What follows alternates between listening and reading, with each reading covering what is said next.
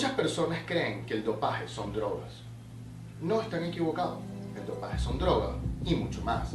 Sin embargo, las drogas de las que mucha gente cree que los atletas consumen son las que en verdad menos consumen.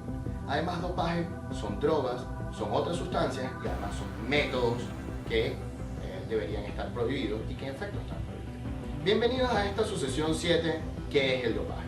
¿Y qué es el dopaje? El dopaje es básicamente todas las violaciones descritas en el artículo 2 del código. Todas esas las vamos a ir analizando poco a poco, pero vamos a comenzar solo con la violación 2.1. Solo este video versará sobre ese artículo, el 2.1 y su violación como tal. La primera violación antidopaje es la presencia de una sustancia prohibida o de sus metabolitos o de sus marcadores en la muestra de un deportista. Básicamente, esta primera violación antidopaje contiene dos requisitos. El primero de los requisitos tiene mucho que ver con qué es un atleta. La definición de atleta no la pone el Código Mundial Antidopaje. La definición de atleta, el Código Mundial Antidopaje se la deja a todas las federaciones internacionales o las organizaciones nacionales antidopaje para que ellos definan qué es un atleta en sus distintas jurisdicciones. En este sentido, esto crea una desarmonización en el código, ya que para unos deportes será una cuestión el ser un atleta y para otros deportes será otra cuestión. Además, debe definirse qué es un atleta a nivel nacional y a nivel internacional. A partir de allí, lo primero que ustedes deben analizar cuando venga un cliente es saber si es un atleta o está enmarcado en lo que es un atleta en sus diferentes jurisdicciones.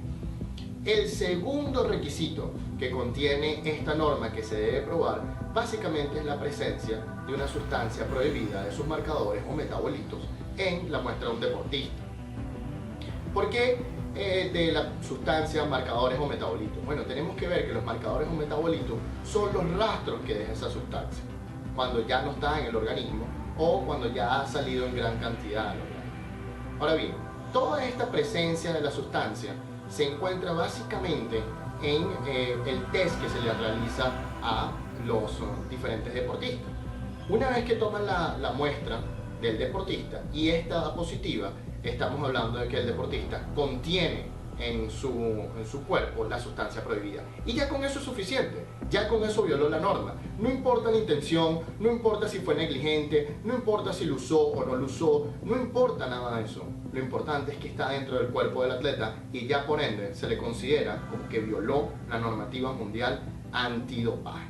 Esto hace sumamente difícil el trabajo de los abogados defensores, porque una vez que una organización nacional antidopaje prueba a través de una serie de exámenes médicos, químicos, que una sustancia está dentro del cuerpo de un atleta, es muy difícil revertir esta afirmación con otro tipo de pruebas. Sin embargo, hay algunas defensas que hay que tratar de analizar. Pero antes de pasar a las defensas, es necesario decir que se confirma la violación cuando sale en la muestra A. Recordemos que siempre se toman dos muestras, ¿no? El deportista da dos muestras, la muestra A y la muestra B. Cuando sale la sustancia en la muestra A y es confirmada en la muestra B, ya tenemos la violación por completo. O cuando sale en la muestra A y el deportista acepta su uso. Ahí también tenemos la violación por completo. Ahora hablemos un poco de cuáles son las sanciones con respecto a esta violación. La sanción primordial primero es que se anulan todos los resultados y con ello todas las medallas que hubiera podido obtener el determinado deportista. La otra sanción tiene que ver con una suspensión individual del atleta. Esta suspensión en principio será por 4 años. No obstante, podrá ser rebajada a 2 años si no es demostrada que el deportista tenía la intención de cometerla. Es decir, que si el organismo de antidopaje no demuestra que el deportista quiso obtener esa sustancia dentro de su organismo, su sanción generalmente será rebajada a 2 años como tal. Básicamente, estas son las dos sanciones que tiene esta prohibición. Pero recordemos, una sanción por 2 años o inclusive por 4 años, estamos hablando de que podría destruir la carrera de un atleta. Defensas no admisibles. Como conversamos anteriormente, es muy difícil revertir una vez que una muestra dio positiva de contener una sustancia. Por ende, vamos a analizar cuáles son las excusas que no debemos utilizar a la hora de que se presente un cliente positivo en dopaje con una muestra antidopaje en sí. Básicamente la primera defensa que no debemos utilizar es que el atleta consumió un producto que estaba mal etiquetado. ¿Por qué no podemos utilizar esta defensa de mal etiquetado? Bueno, simplemente porque el artículo como tal tiene que ver con la responsabilidad objetiva del atleta. El atleta tiene la responsabilidad objetiva de que ninguna sustancia prohibida entre a su organismo. Si una sustancia prohibida entra a su organismo, probablemente fue negligente el atleta o lo hizo a propósito. Cuando nosotros hablamos del mal etiquetaje de un producto como tal, estamos hablando básicamente que el atleta debió haber chequeado el producto antes de haberlo consumido, debió haberlo llevado a una sustancia, a una empresa farmacéutica para que analizaran todos los componentes de lo que él estaba tomando, del suplemento alimenticio o X medicamento que estaba tomando. En este sentido, sé que es bastante complicado, sé que es bastante difícil. Bueno, ¿y cómo un atleta va a hacer esto? Y a veces los atletas que no tienen costo, etcétera, etcétera. Pero así es lo que ha determinado la diferente jurisprudencia con respecto a los productos mal etiquetados. En segundo lugar, otra de las cosas y otro de los argumentos que no se puede utilizar es que un médico me administró la sustancia sin yo saberlo. Tanto el médico como tú, tanto el fisioterapeuta como tú, como el atleta como tal, son culpables de lo que entra en el organismo del atleta. Son responsables de lo que entre. Y si el médico no le dijo, el atleta debió haber preguntado, debió haberse informado. Por esta razón, esa no es una defensa posible en la lucha contra el dopaje. Recordemos, si entra en tu organismo, eres responsable objetivamente. No importa si lo cometiste por una negligencia, con intención, sin intención, etcétera, etcétera. No, esto no es derecho penal, esto es derecho civil. Por lo tanto, el solo hecho de verificar que la sustancia está en tu organismo te hace ya violador de la norma. En tercer lugar, no se puede alegar que alguna persona dentro del círculo cercano del atleta, hablamos de la esposa, la hermana, el papá, la mamá, el entrenador, el fisioterapeuta, el psicólogo, que ha administrado una sustancia que está prohibida por el simple hecho sin tú haberlo conocido como tal, ya que el atleta no lo conoció como tal. Esto no se puede alegar básicamente cuando el círculo es cercano, porque el círculo cercano del atleta debe conocer que los atletas no pueden tomar cualquier cosa. Por esta razón, al administrártelo, o al administrárselo al atleta como tal, hay una violación a este artículo en vista de la responsabilidad objetiva. Una vez visto toda esta serie de defensas que tienen que ver mucho con lo que no debemos hacer, vamos a ver cuáles son las defensas probables que sí puede tener un atleta cuando se ve positivo por esta norma. En este sentido, tenemos que comenzar con la defensa de la muestra B. La muestra B es el siguiente frasco, es el frasco de control. Si usted está seguro de que su muestra fue alterada en el camino, que en la cadena de custodia, es decir, pasar la muestra de una persona a otra persona a otra persona, desde que salió de su cuerpo hasta la agencia, el laboratorio que se encarga de hacer los exámenes, hubo algún error, usted puede pedir la apertura de la muestra B. Si usted no está seguro, etcétera, etcétera, siempre se pide la apertura de la muestra B para demostrar el control. Sin embargo, nadie debe apresurarse a pedir la apertura de la muestra B si considera o conoce de que a su muestra no le han practicado todos los test o exámenes necesarios. En ese caso, antes de pedir la apertura de la muestra B, usted debe pedir que se le sigan realizando exámenes a su muestra A. Una vez que todos los exámenes son hechos, es que usted pide la apertura de la muestra B. Y solo lo hace si está seguro que la muestra B no va a confirmar la muestra A. De lo contrario, es una mala estrategia como tal, porque simplemente va a poner más cuesta arriba la defensa. En segundo lugar, tenemos la defensa de que no es un atleta. Esta norma de la que hablamos arriba solo puede ser violada por atleta. No puede ser violada por médico, no puede ser violada por personal de apoyo, no puede ser violada por el abogado, no puede ser violada por el psicólogo, solo por el atleta. Cuando nosotros vemos y observemos si se trata de un atleta o no, vayamos a las definiciones internacionales o nacionales para saber si está enmarcado en la norma o si debe cumplirla o no debe cumplirla. En tercer lugar, tenemos la aceptación del atleta.